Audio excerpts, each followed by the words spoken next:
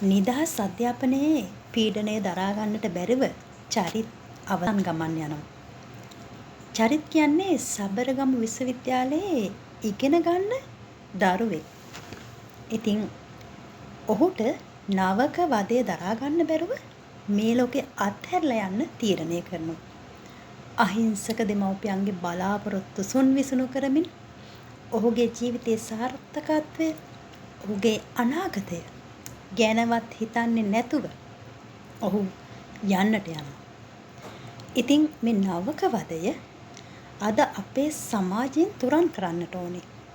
අම්මා තාත්තා ගොඩක් දුක් විඳලා දරුවෝ හදලා ඒ දරුවන්ට අධ්‍යාපනයක් ලබා දීලා දහසක් බලාපොරොත්තු තියාගෙන මේ විදිහට විශ්වවිද්‍යාල වලට යවුවාම අනේ අවසානයේදී ඒ දරුවන්ගේ ජීවිතේ නැති වෙලා ගෙදරට එනකොට ඒ දෙමව්පියෝ කොහොමද දරා ගන්නද?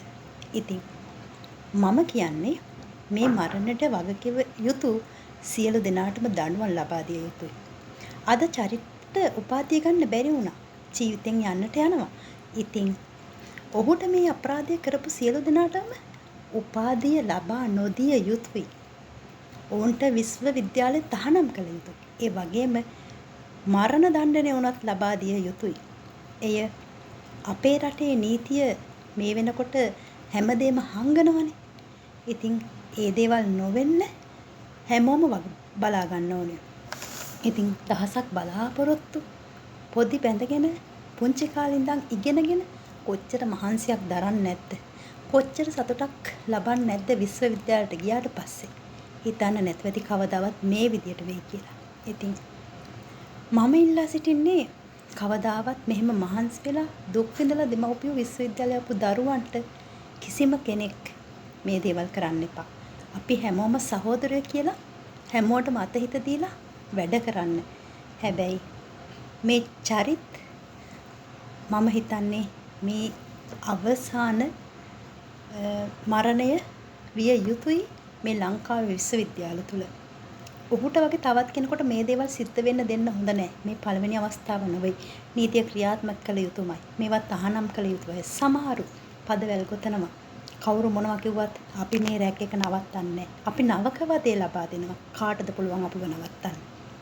ඉතින් ආරාධනා කරනවා ඒ වගේම චරිත් වෙනුවෙන්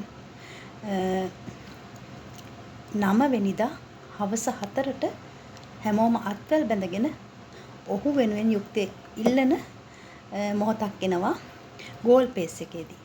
ඔයාලත් ඔහු වෙනුවෙන් ඉදිරියට යන්න කියලා ආරාධනා කරනවා. ඉතින් ඔහුට මෙවන් අකල් මරණයක් සිදු නොවේවා. ඉතින් නිවන් සුව ප්‍රාර්ථනා කරමු අපි හැමෝම හදවතින්ම සුබ ගමන් සසාර ගමනේ කවදාවත් මෙවන් දෙයකට ඔහුට මෝන පාන්නට නොලැබේවා කියලා අපි හදවතින් ප්‍රාර්ථනා කරමු. ඒ වගේම ඒ වෙනුවෙන් ඔහුට දඬුවම් ලබා දුන් සියලු දෙනාටම නීතිය ක්‍රියාත්මක කරනතුරු අපි හැමෝම බලා සිටිමු. මේ අවසාන මරණය, මේ අවසාන සිදුවීම අපි හැමෝම එකට අත්වැල් බැඳගෙන ඔහු වෙනුවෙන් හඬක් නගමු.